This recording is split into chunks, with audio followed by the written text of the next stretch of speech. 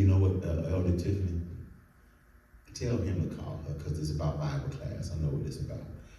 Just Marcus here, he outside. I know what it's about. Tell him I'm teaching. Tell him I'm teaching. I know what it's about. He probably ain't got Bible class posted. Okay, I'm sorry about that, y'all. And so we have to have these honest, truthful moments and reflect upon what is stopping me from having the power of persuasion.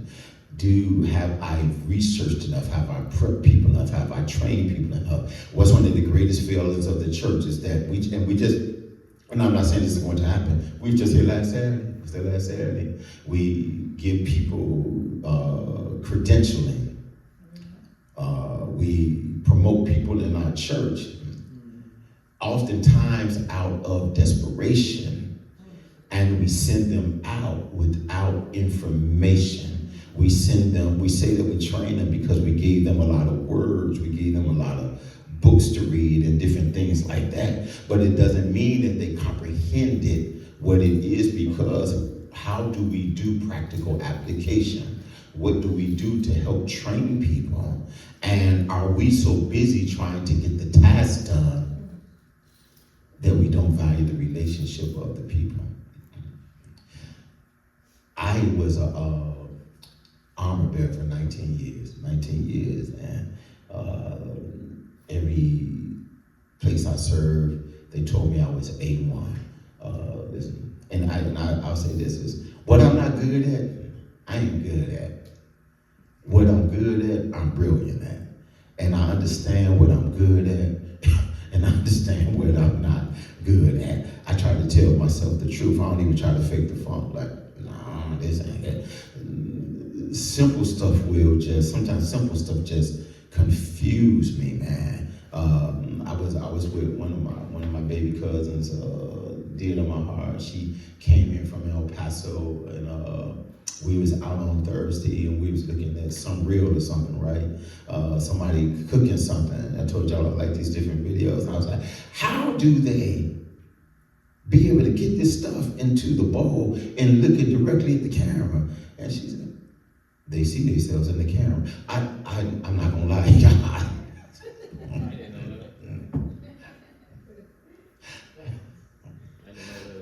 Y'all, for 2 weeks, I could not figure this out.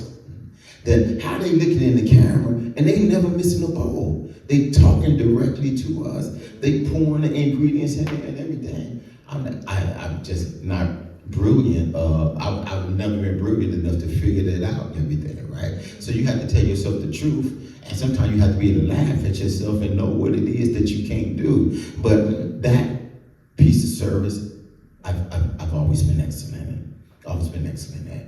And one thing that I did when I started this is that I read what was in the book that was supposed to be in the manual, then God's Armor Bearer, and and I believe that you have to be anointed to serve and all of these different things too, right? And it has always fascinated me that people will want to jump in this position for what they think was the notoriety because they was being seen. But they often failed at it because they were not willing to go through the training to become. And so the person who appointed them, because they look like, just to borrow this phrase, like the road from Central Casting, did not make sure that they went through training. They did not vet them. And when they consistently failed, they made it the fault of the person who thought your only job was to hold the Bible. There was no honest reflection. There was no truth telling. And oftentimes the reason why we fail in different things is because we are not willing to admit that a system is broken. So I'm gonna just invite everybody here. What do you overachievers do? I do it myself. Yes. Does that sound like any of y'all? I do it myself. Because this person frustrated me. Can I tell you the secret? Don't tell nobody. that person is frustrated as well. Mm-hmm. Because they already feel a sense of failure. And even if you don't yell at them, they feel you yelling at them. Mm-hmm. You can be talking just like this and they feel you yelling at them. Yes. And now they feel off balance. And it's going to take them forever to try to catch up. And you have moved 3, 4, 5 steps ahead. And because you didn't want to embarrass them, you didn't dismiss them, but they just sitting there looking like, which way did he go? Which way did he go? Looking dumb and everything, right? Because there's no honest evaluation of how I have failed this person. I believe, and I have no data to support this, but I believe that the majority of the people who fail in things have not been trained, or they were not qualified for where we put them. I'm gonna say something that's gonna sound controversial, and I have felt this way for over 30 years now, and I'm gonna just put it out here, okay? And y'all can say give us Barabbas if you want to. Why everybody just sitting in the back, man? It's hard to see how everybody just sitting there. I ain't calling you out, said everybody just come and say, man, come on up front. No, I showered today. Y'all come close. I believe that everybody who we license as a minister is not qualified to preach. True. True. I believe that. That's true. Why do I believe that? I'm the proof in the pudding. But there are ministries of help. It doesn't mean that they don't need to be licensed. Is that what you want to love? Is that what you want? Okay, yeah. Let her cuss you out. A couple of weeks, she have to call you all the time. So there are ministries of help. And it don't mean that we don't license them, because everyone who becomes saved should know how to witness. And you may be called to ministry, but as we like to say now, there's levels to this. And some people who know how to preach, y'all might not like this one either, never need to preach on a Sunday morning. Because you have the title, because you have the call. I'm not negating your calling. And oftentimes we make Sunday morning the proving ground. Sunday morning may be the hardest day to preach. Because, and I say y'all, I'm just speaking generically, y'all don't want to hear from the person who up there because you want to hear from your pastor. And I know laborers don't do this, but have you ever gone to a church when they found out the pastor wasn't going to be there, they take that Sunday off? Yes. I believe the ones who raised their hand took that Sunday off. Now, in all the years I've been pastoring, I probably got 7 things right. Okay, I probably got about 7 things right in all the years I've been pastoring. This is one thing that I am proud of, that they pretty much receive who I put it there, because one, they know how to vet that person. 2, if it's somebody who I am training because we don't have as many services because of building and everything like that, that person might start off with only 10 minutes. And I'm going to close it out. And I will get up there and say, Elder Whiteside is coming this morning. He's going to take the first 10 minutes. I'm just using him as an example. And I'm going to come behind and close it out. I have already talked to this person a few times and told them what to expect, what to do, how don't try to be me, stay within your comfort zone, all of these things. Am I telling the truth for a prophetess? I will do all of these things, and we will talk during the week what it is you believe God has told you, and this and that or whatever, just because I want you as comfortable as possible. because I don't want to set you up to fail so that you are afraid to come back the next time. So we have to be reflective on how we have set people up and organizations on what we've trained them to do. Have we been zealous and run so far ahead that we have missed the critical building blocks? And so in our honest evaluation, as I said before, you have to be willing. Now, here's the thing. When you start asking people questions, you got to know that some people going to go off the rails because they're going to try to start talking to you about stuff they perceive you did in 1964. And that's okay. Because you have to rein it in. Have you all noticed during these 4 weeks, ain't nobody went sideways on me? Anybody notice that? It's okay. It's okay. Set the tone early on, right? And every time we had somebody new, I was like, this is what, and no problem, right? And I don't mean nobody will ever try me, but try Jesus. He saves. So we have to be willing to reflect. So let me tell y'all a little story. I told you all I will be shifting from being pastor late October, middle October, right? So I finally found something today because I was trying to remember the history of the church. So when we started the church in 1999, so many years ago, the name of that church was Faith Deliverance Temple. Faith Deliverance Temple. And I told you all I tried to quit. So let me just go a little bit deeper in that. Tried to quit. 9 years in, 2008. That's the right math, right? Okay, yeah. Because everything was just crumbling. The infrastructure, everything was just crumbling, man. I was just like, we ain't getting no traction here, this and that. And here's the problem, is that you have vision. You know what God has shown you. And everything is going the opposite. Yes. Now, since I love talking with you, so here's the thing. We're right here, right? We excited at the beginning, right? And God has showed you this expected end, right? What's my problem with God? You ain't tell me nothing about all this stuff in the middle. Nothing. Tell me about none of this stuff in the middle. All these people who came on that first night to celebrate you and all this and stuff, all these other pastors, they ain't tell you about none of this stuff that's in the middle.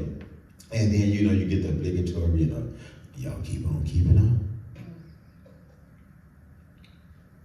Keep on keeping on. The Lord's going to bless y'all. All the prophetic people, the Lord's going to bless. The Lord's going to bless. The Lord's going to bless. Not one of these prophets told me, but you're going to go through hell, Lodibar, the wilderness. And it's just going to be the beginning of things. So after doing all that I could, I was just like, I can't do this anymore. My mental can't take this anymore. And I told the church, this is a wrap, deuces, I can't do this. Went back to my home church, and he was like, well, Elder, if you want to come back, And first thing the man did, man, and y'all will see him if y'all come to the service in a few weeks, Bishop David K., he threw me his keys. Because the armor bearers who replaced me were failing. I was sitting in the audience, and his armor bearers were sitting on the platform with him. Man needed something, he threw me his keys in the middle of what he was doing and said, where it's at and what I need. And I just did, because this is what I do. I'm great at this. I suck as pastor. That's all I had. I'm great at this. I suck as pastor. I ain't tell the members that y'all got to come back and join this church or whatever. I recommend you come here, whatever. And so a couple weeks after that, I went to Youngstown, Ohio. And as I told y'all before, 3 people I never met in my life told me what I'm supposed to be doing. And so here's the part I don't think I told you all. And when I was in Youngstown and I was praying because now I'm broken, I'm on my knees praying, I'm crying, and I was hearing from God clearly. I was hearing from God in my good ear, and He said, "You are no longer Faith Deliverance Temple. You are Ruach." I had to look at Ruach. I wasn't smart like you. I just didn't know what it meant. So I had to, and it was the breath of God, and He gave me the promise that wherever you are, that's where Ruach will be. And God has been with Ruach. And when I came back, because He is just like, hey man, if you want to be the youth pastor or whatever, not telling me like I was just testing you to see what you gonna do this and do what was easy, or was you gonna go back out there and do what was right. And had to tell him, hey man, I gotta leave. So like after about 6 weeks or so, had to go back and got the place and told the people one Sunday morning. I said, Faith Deliverance Temple is closed. Now they're looking at me like, wait, no, you didn't. I said, because we are now Ruach Worship Ministry, we will have this name changed legally and all of this and everything. And if you look on the database at Springfield, we need to renew that thing.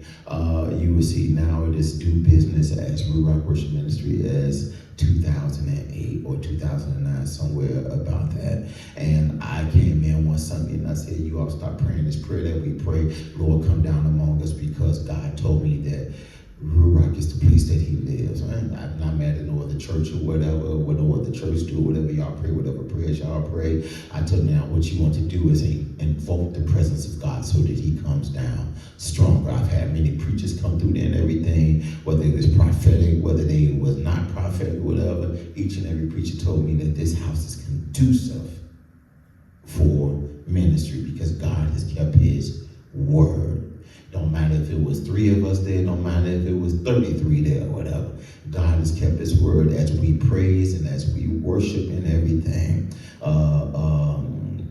There's just been such a dynamic move, just always like the last 4 weeks or something like that, y'all. Just like this whole dynamic move. And you all, I think some of y'all know we share a space with Cry Aloud, Apostle Eric Army, and they're usually in our service. And this the last week, it seemed like none of them can get there at that moment that they usually get there. Until God did something in our church. Then it's like they just start coming through the door and everything. This elder right here belongs to that church.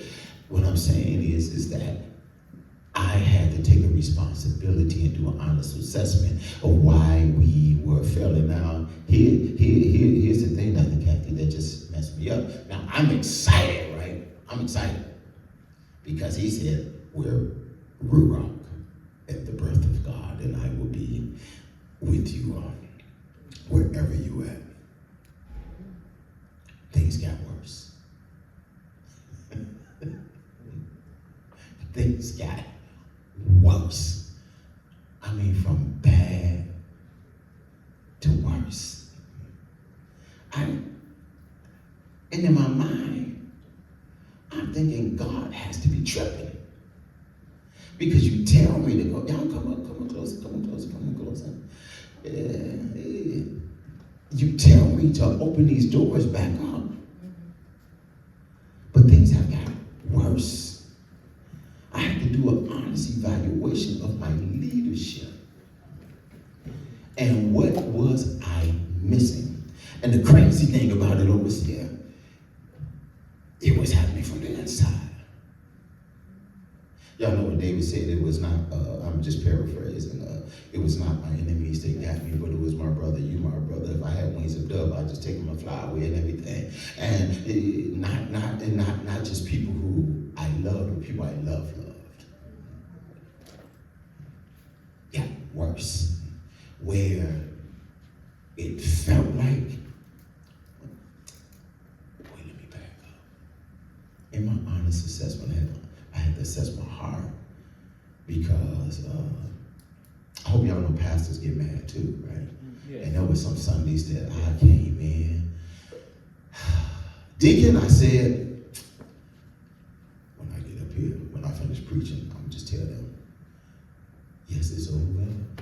We're coming into the day. And the Lord was just coming in so strong. And that ain't what I told you. That ain't what I told you. And things was just as I'm doing this honest assessment and finding out that he's building me on this back end. But I have to make sure that this foundation is strong. But I had to see what it is that I was doing wrong. What did I need to shift? What wasn't I getting out of the people?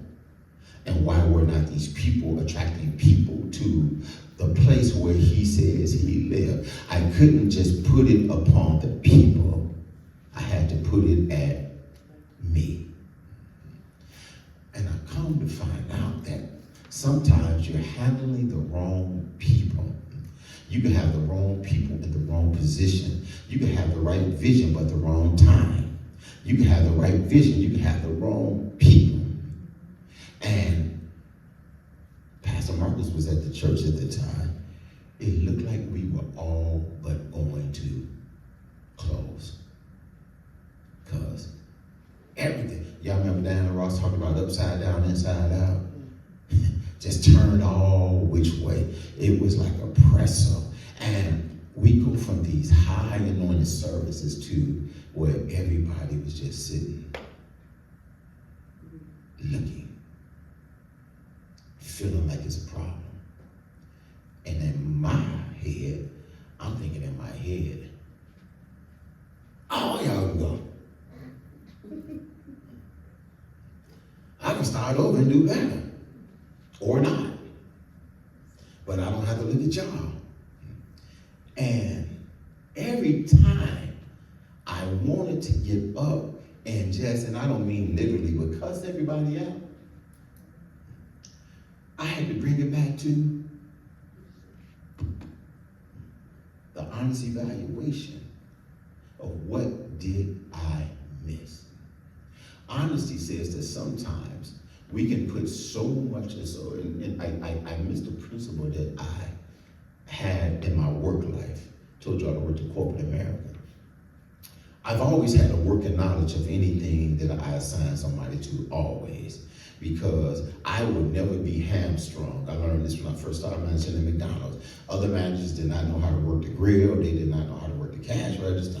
I knew I had to make sure I know how to work both, and just as efficiently as the person who could probably do it the third best. I had to make sure I was at least the third best, because I was not going to let, like I seen the dude, cuss a manager out, and he did not fire him because he had nobody to work the grill because he didn't know how to do it. I was like, never ever would that be me. And so I made sure I had a working knowledge of how to do that. Now I had a working knowledge on how to do everything in the church. I can't play music. I can hear music. I can do well enough to lead a praise and worship service. But we are still supposed to follow up. And even though we trust, we're supposed to still have people report to us exactly the progression of the things they make. But you can get so blindsided about what you're doing is that you forget to keep the main thing the main thing. This is why the systems fail. We don't check in. We don't follow up. On our job sometimes, what I used to do, I used to tell my supervisors underneath me, if I give you something, you need to follow up with me in writing.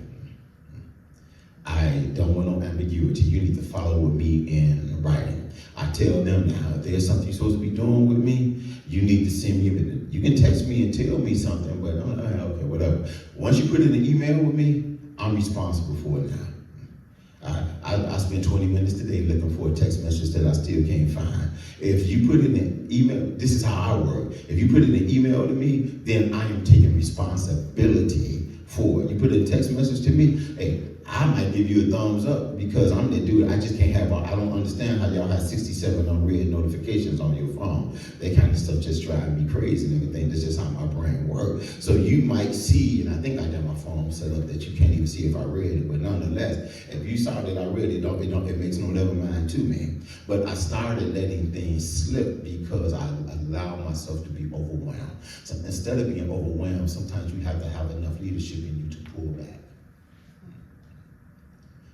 You have to sometimes break some things down in order to build some things up. You have to identify who and what is valuable in the system. And sometimes you can't overlook those who don't seem to be productive again. Maybe they are not being trained, or maybe you have not found out a place to put them so that they may have success. I've had people work for me, but they were terrible at this, but they were so great at that. So why would I keep scheduling them to do this when I can get a lot of production out of them doing that? So let's take it to the church. Maybe this person shouldn't sing praise and worship, but maybe this person has a dynamic personality and should be greeted at the door. So I say, and I promise you, this all observational. I've had this whole thing in my church too, so I don't want anybody to feel any kind of way or whatever what I'm finna say. If you're singing praise and worship, then if you have a microphone, you have the responsibility to do what? Talk to me. And sing in a microphone, right? You can't be here and do this and pretend like you're. If you're leading praise and worship, you have what you said, praise and worship. So if you have a person who's so shy and can't do it, maybe they need to be worked with until they can do it if they have the ability to do it and the want to do it. Conversely, just because they look cute and they may be a dancer or whatever, it doesn't mean that you put them up here because they may not be suited for that. Y'all said amen for me real loud when I said that everybody who's licensed shouldn't be preaching. This is the same principle. So you have to have an honest assessment. Or are they good? They have the ability to be good at this, but I just threw them in there out of a need. Baby, here's the truth of the matter. You had the need for 6 months. Another 8 weeks are not going to help you putting something up there that's not ready to do it. I hope ain't nobody in here eating chicken that's still pink inside. It's the same principle. It ain't cooked all the way. The outside look good. The outside can be crispy and coaty and fried real thing, and especially depending on what oil you fried in, that outside gonna crisp up and stuff, and inside, if that internal temperature has not hit 165 degrees, your chicken is not done. You get the principle of what I'm saying, right? So you have to have these kind of evals. You have to look at yourself, but you have to work and see. So point number 2, as a leader, you have to feed, but you also have to refresh.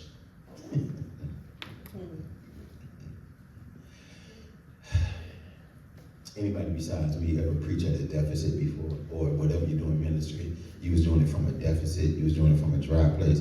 I guess I was the only one because y'all just like, not me, Apostle.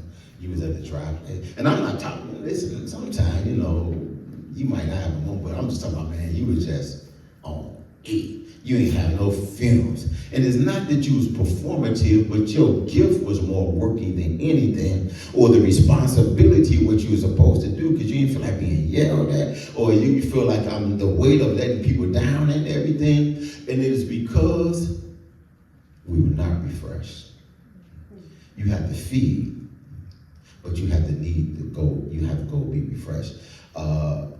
Archbishop Nathaniel Isaac and I were having a conversation with Apostle. She was sitting back there and she was reading this book, and the guy had made this assertion that if you're doing the will of God, you should not suffer burnout. And I was like, so I had this someone, my dear cousin of mine, she sent me this, what was an amazing video to me today. And she, just to summarize it very quickly, there was Elijah who ran, right? And he was under the juniper tree, right? He did all of these great exploits. But then when he got to the juniper tree, he was all just messed up, right? Because there's this whole thing where you have these high highs with God, and you have these successes, but then you come down. And what it really is, it is burnout. Burnout is a thing that will mess up your whole brain. It will just mess up your whole psyche, right? I remember I would be in our church anniversary services, and because I have worked so hard before trying to get everything going on, I was sitting in these services and not enjoying nary one of them. Sitting there saying, I can't wait till this is over with. Preacher preaching, I'm going to pay them afterwards. Folks done sang and did all kind of stuff. Some folks dancing, folks rejoicing, all kind of stuff. And the only thing I was doing was sitting there burned out and could not wait till I can say, amen. Thank y'all for coming.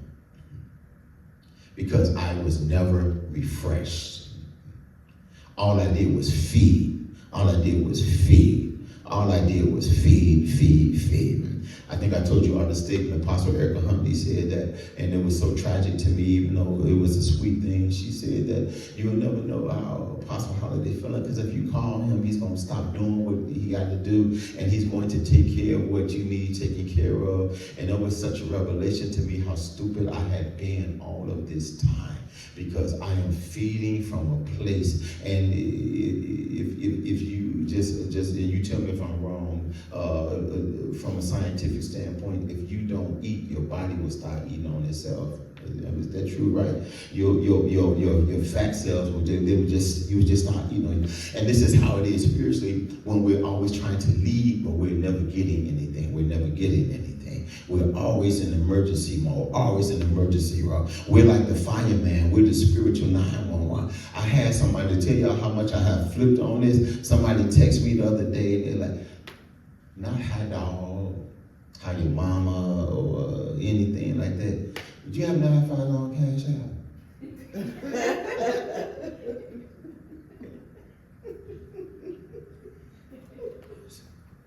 And I looked again.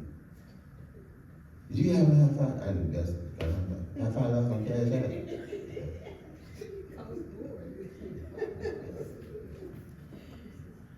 I still ain't answered that text message. Still ain't answered that text message. And I was with somebody said, look at this.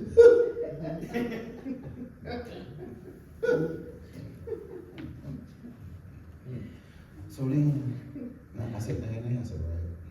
So 2 days later, I was like, in a little better mood. Would you have that $25 on Cash App? No. The day of the $5, I was in no mental space to handle it. And it's not that everything was bad, I just wasn't being burned out by that. Well, can I tell y'all the one me like, can I have this because I, and so like when you start just telling me stories and everything,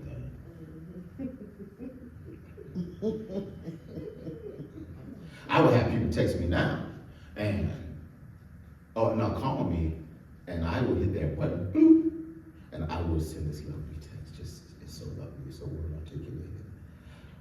I do not have the capacity to talk to you today. If it is something urgent, you may text me, and I'll see if I answer. I've seen that before. You saw it from me before? No, I'm talking about for. Oh, okay. I've seen it before. I was going to say, can I get away? But why do I do that? Because I serve you better when I'm at a place of refreshing. There's a difference, leaders, from you being drawn from and being drained. Do not allow your ego to be such that you have to feel needed. Come on. That's your ego. You cannot be the answer for everybody's problem. Now, I don't mean to minimize things because everybody needs help. I need help, right? But I have used this, and don't be ignorant like me, okay? Don't be ignorant like me, but I have told people, I can't be responsible for your life choices. Because you have to understand between the draw and the drain. I don't feel gratified because if I can help the whole world, no. That ain't doing me no good. You know why I'm broke now? And I had this revelation. And I shouldn't have been this old to get this revelation. It was like, Robert, you allow everybody to nickel and dime you. $5 here, $10 there, $7 here. Pops, you got 50 cents. So,